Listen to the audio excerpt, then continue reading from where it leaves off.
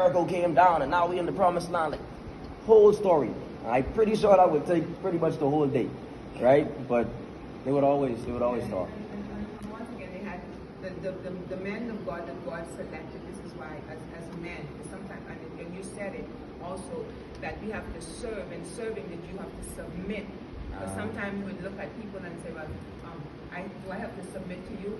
Even a child can submit to you, or you know, as leaders, and sometimes we find it like, I don't have to talk. I don't have to submit to him. You and me the same age.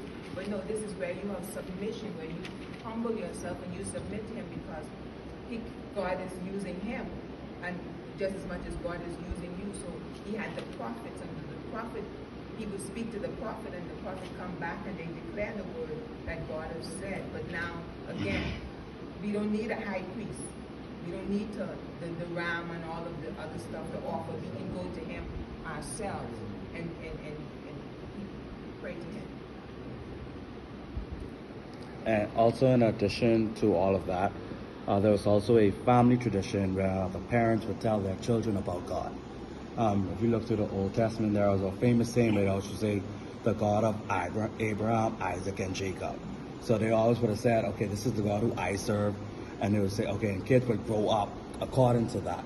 And then, of course, eventually they, at some point, met the same God who they were talking. Even God introduced himself as, I am the God of Abraham, Isaac, and Jacob. So, and sometimes, even in today's time, we sometimes understand the God of Elder Evans, or the God of my mother, or the God of my father, until we get to our personal, private time, like Minister Kemeron said.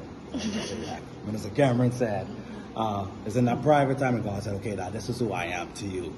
And then eventually then you'll go to your son and say, this is the God who I serve. Until they then experience that God for themselves, and then they go and tell their children. Because there was a time in the Bible also when that totally stopped entirely.